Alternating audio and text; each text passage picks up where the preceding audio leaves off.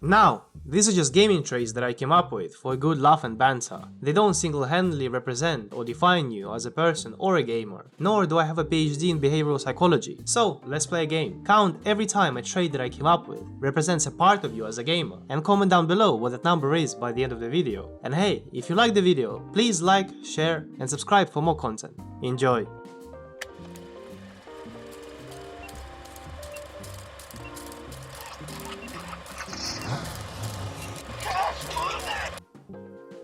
The competitive gamer, aka the TOXIN. You hold yourself to a very high standard, you try your hardest every game, and despise casuals who play for fun. You play to win, otherwise there's no point to even play the game. You most likely suffer from rage issues and have broken a dozen controllers in your lifetime if things didn't go your way. Unfortunately, you're not able to control yourself, and this high standard transfers to everybody who plays with you. Your gaming buddies tried telling you to cool down and that gaming should be fun, but you didn't listen. Now you find yourself gaming by yourself, with your Discord server being empty. But hey, at least you are the elite 5% of ranked ladder now. But what did it cost you?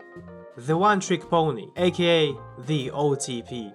Your favorite quote is, don't fear the man who practices 1,000 punches. Fear the man who practices one punch 1,000 times. Your favorite term is mechanics, and you have a main character syndrome. And your favorite anime character is probably Sasuke. You identify with one specific role, character, and type of playstyle. You're probably plat or low diamond. You're the Riven main, the 020 Yasuo, the Z1 trick that aspires to be the next Faker after seeing his outplay versus Ryu.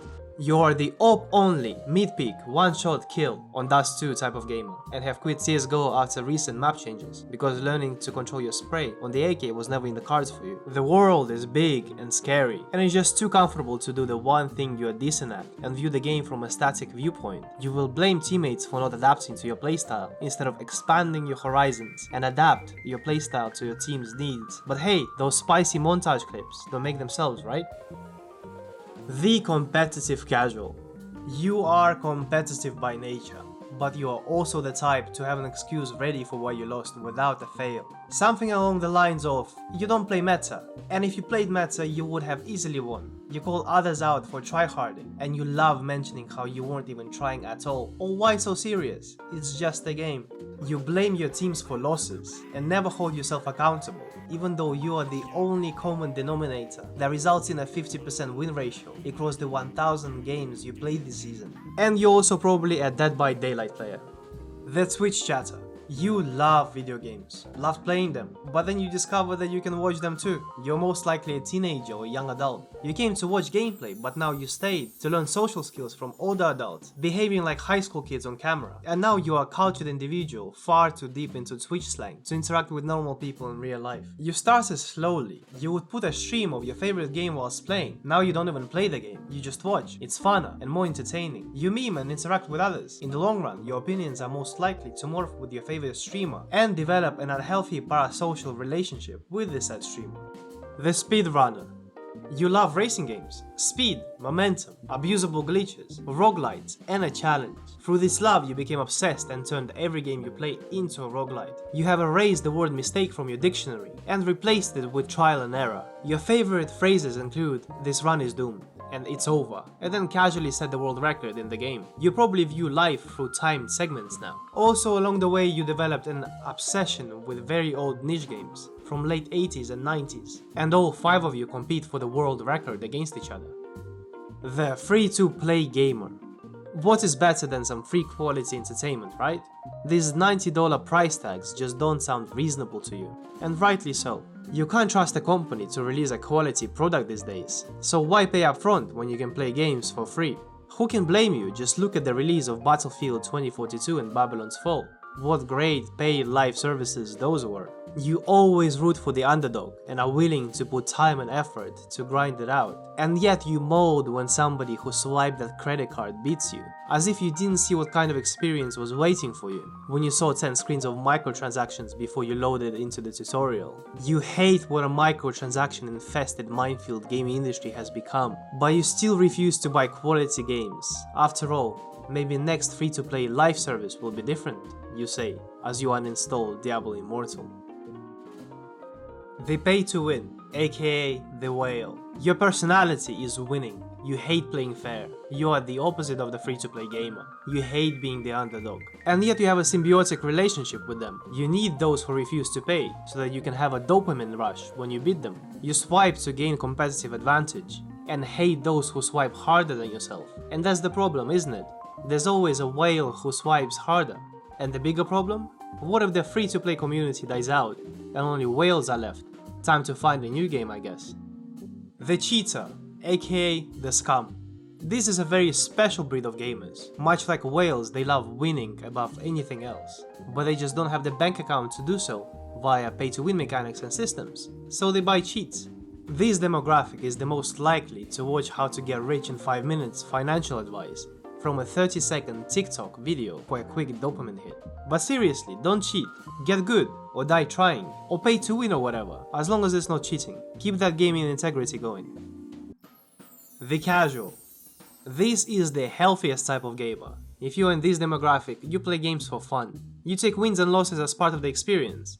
You do not sit within a boundary of a singular genre and try out many different types of games, whether it's AAA, AA, or indie, single player and multiplayer alike, shooting, platforming, linear and open-ended. You don't gatekeep the fun of others and are least likely to engage in online arguments with die-on-the-hill opinions, such as Cyberpunk will never be fixed as the story was rushed and mediocre at best and no gameplay fixes will make up for it. But I digress. The modder.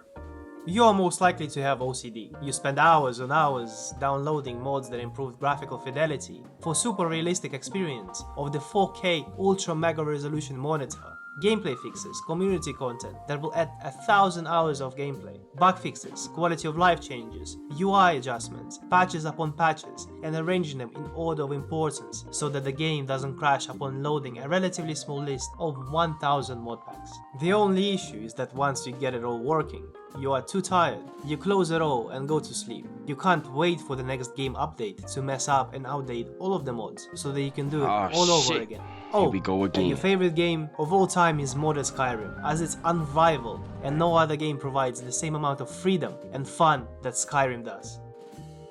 The RTSer. This is a very rare breed of gamer. You probably played piano when you were little, and now have a very high APM to show for it, thanks to all that hand dexterity that you amassed. But who are we kidding here? The genre is dead, and you're a mobile player now. League of Legends may be too easy for you, so you play Dota 2, and your favorite character is Invoker.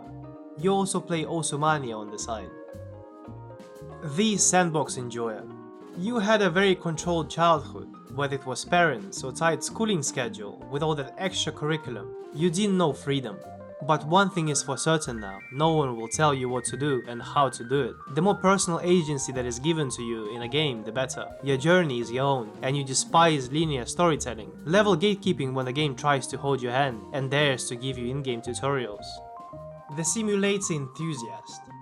Your computer rig is half your network. Your gaming setup is a real-life cockpit that will rival a functioning airplane with 1,000 control panels, pedals, and a wheel.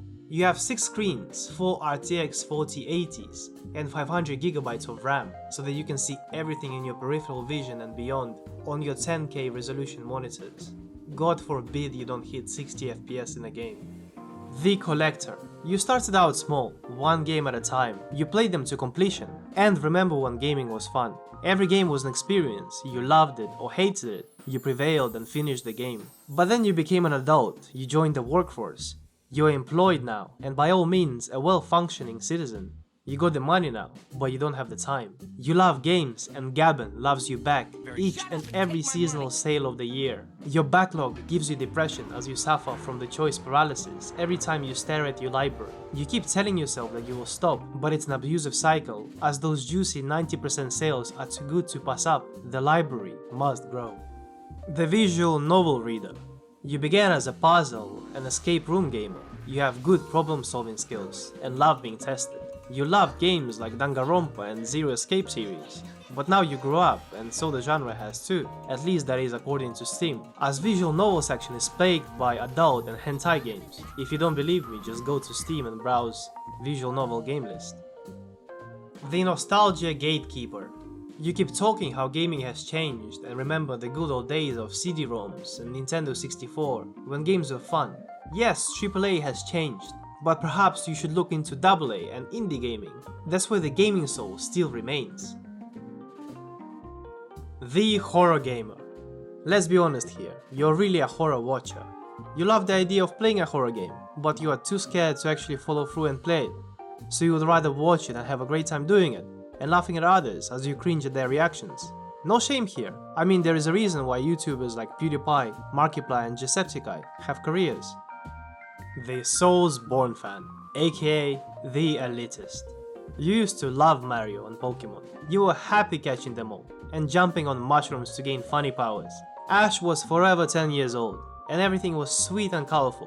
What a time that was. But then it all changed, when young Timmy told you that you were not a real gamer, unless you beat the hidden gem that is Dark Souls. Dark what, you said? Dark Souls, Timmy replied. A game that defines a personality and makes you into a true gamer. Some time has passed now and you are different, better, stronger. You have beaten Dark Souls 1, 2, 3, Bloodborne, Elden Ring, Demon Souls, and finished it off with Sekiro. You wear this achievement with pride, in the form of a forehead tattoo. Except now you laugh at stupid Timmy, who thought the hidden gem was Dark Souls, when everyone knows that the real hidden gem was Demon Souls. And unless you beat it on PS3 and not PlayStation 5 remake for noobs, you are a filthy casual. Roguelite Enthusiast. You used to love permanent progression, but life got in the way. You are busy now, with school, bachelors, work, family, and the recent trends of battle passes requiring you to game as if it's a secondary job. You can no longer do it. You now only have an hour of free time for your favorite hobby, gaming. But of the 1 hour, life will make sure to get in the way and prevent you from gaming for the full hour anyway. God forbid you're also a game collector suffering from a choice paralysis. Sports enthusiast. You are first and foremost a fan of the sport. Football, American football, basketball. You love the sport, and by secondary association you are a gamer. When you spawned on planet Earth, D20 was rolled unfavorably, and due to the low roll of the dice, you did not get to anything higher than high school team. Yes, I did say spawn, and give a generic D&D reference. You get constantly shadowed by gaming community with why do you pay for the same game every year? And you are so tired of explaining that one Premier League game ticket costs £300 and the broadcasting service is £30 monthly subscription. So an annual FIFA 4 roster update isn't even that bad for the fun you will have. What else? Oh yeah, you're the type to call your friends your boys, and you drink more cheap lager than you probably should. The survival expert. Even though gaming is usually considered a virtual getaway from mundane reality filled with grand sci-fi and fantasy epics to experience, for some odd reason you're just drawn to struggle for virtual resources. You love the IRL experience in a virtual setting, starting from nothing but an apple in your pocket, wearing rags and slowly and methodically building up your base and gathering resources. Also, you love zombies.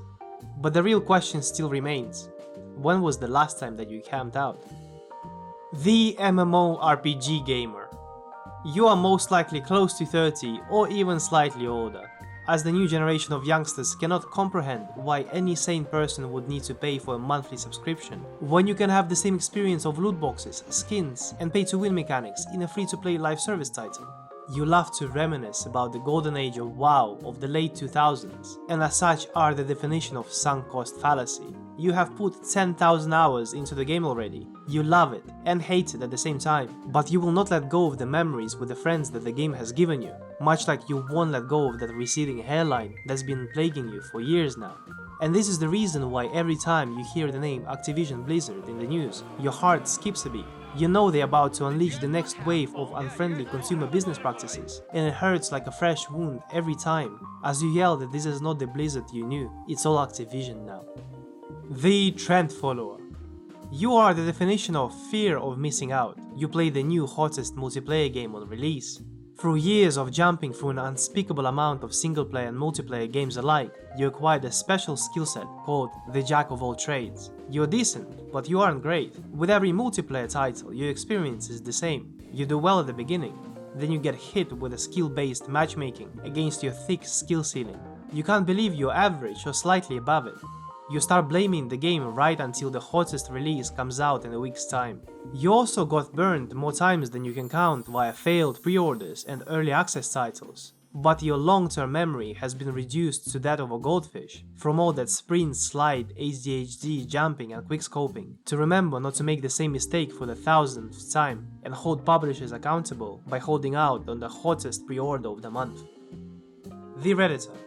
You browse your chosen game subreddit more than you actually play the game. You just love talking and arguing about the game, laughing at the trending memes, and cheating on the game balance. You write posts about developers not playing their own game, and being low IQ to comprehend balance, thinking that they actually read the posts, basically everything except from actually playing the game. And that's it, that's all I have. Comment down below what type of gamer you are, or which ones I have forgotten to add to the list, and like and subscribe for more content.